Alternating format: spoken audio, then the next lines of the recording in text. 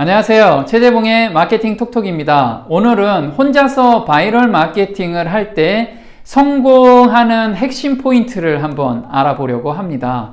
바이럴 마케팅을 하려면 가장 중요한 것이 글이나 또는 영상을 통해서 사람들하고 소통을 하게 되는데 어떤 글을 올려야 될지 굉장히 고민을 많이 하죠. 그래서 오늘 그 고민을 말끔하게 해결해 드리려고 합니다.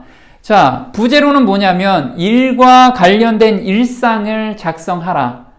그 일상을 작성한다고 매출하고 연결이 될까요? 네, 핵심은 바로 일과 관련된 일상을 작성하게 되면 매출하고 연관이 된다는 겁니다.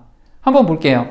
1인 사업자에게 가장 어려운 것, 지금 혹시 혼자서 사업하신다면 제가 제시한 부분을 공감하게 될 겁니다. 먼저 누군가 의논할 상대가 없다. 그렇죠. 저도 혼자서 사업을 할 때는 굉장히 어려움에 부딪혔을 때 누구랑 의논하지? 그 의논 상대가 절실히 필요했는데 그 의논 상대가 거의 없더라 이거죠. 두 번째는 굉장히 힘들죠. 맞습니다. 사업은 또는 장사는 마라톤인데 100m 정도 힘차게 달려갔는데 답이 잘 안 보여요. 그렇다고 쉴 수도 없고 그러면서 이렇게 지칠 때 누군가가 이렇게 같이 뛰어진다면 굉장히 좋겠죠. 그런데 그런 사람이 별로 없다는 겁니다.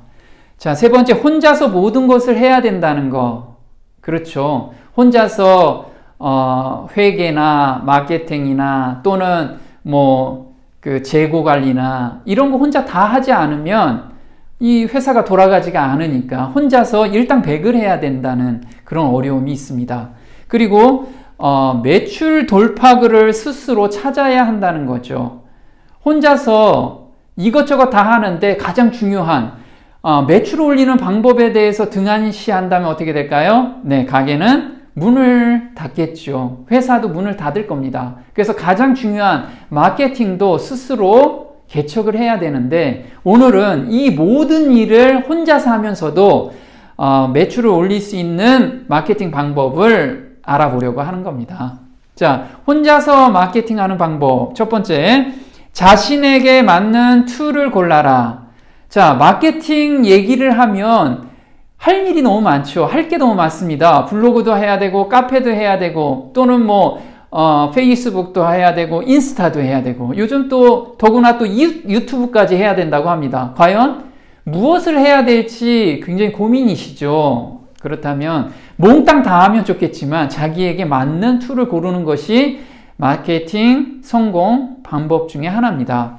자, 자기가 글에 취미가 있는 사람은 블로그를 당연히 해야겠죠. 두 번째, 소통의 취미가 있다. 자기는 사람들하고 어울리는 거 좋아하고 카톡을 또 열심히 하고 단톡방에서 열심히 활동한다. 그러면 SNS를 하면 효과를 확실히 볼 수가 있을 겁니다. 자, 그 다음에 말의 취미가 있다. 말 잘하는 사람 있죠. 웃긴 이야기도 하고 조리 있게 얘기하는 사람. 그런 사람은 유튜브를 해야겠습니다. 그런데 이 세 가지 중에 하나를 자기가 선택한다면 자기가 취미가 있는 것을 골라야 되고요. 사실 제가 권하는 건 이 세 가지를 다 해야 됩니다. 그런데 혼자서 사업을 하거나 장사를 하시는 분이라면 시간적인 여유가 없기 때문에 핵심 한 가지를 먼저 집중적으로 공략한 후에 핵이 뭉친 다음에 하나씩 채널을 늘려가는 것을 권하고 있습니다.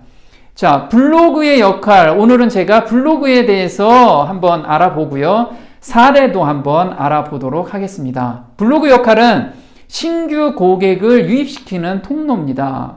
우리나라는 아직까지 네이버에서 많은 사람들이 물건을 구매할 때 검색을 합니다. 그래서 검색 상위에 노출된 걸 통해서 구매 문의까지 올라오게 되는 거죠.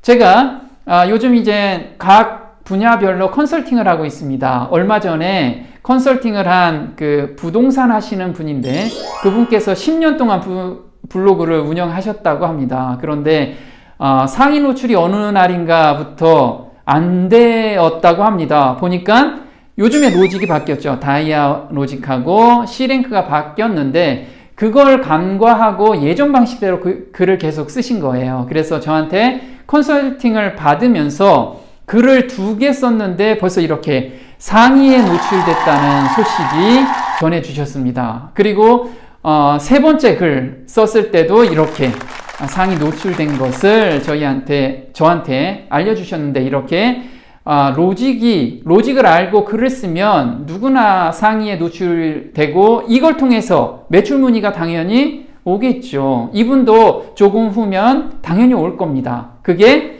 블로그의 역할이기 때문에 그렇습니다. 2번째는 구매 전 검증하는 통로로 쓴다는 거죠. 사람들이 SNS 채널이나 또는 이렇게 유튜브에서 본인 홍보를 하게 되면 사람들이 검증을 합니다. 어디서요? 네, 네이버에서 한번 검색을 해보죠. 저도 아마 많은 분들이 네이버에서 최재봉 이렇게 검색하셨을 겁니다. 그러면 제 역할이 쭉 나오죠. 제가 무엇을 했고 블로그에서는 어떤 활동을 했고 이런 것이 나오면서 검증하면서 저한테 문의가 오거나 그런 겁니다. 그래서 사람들이 제품을 구매하기 전에 검증하는 단계가 바로 블로그의 역할이죠. 이 2가지 역할이 블로그의 역할입니다.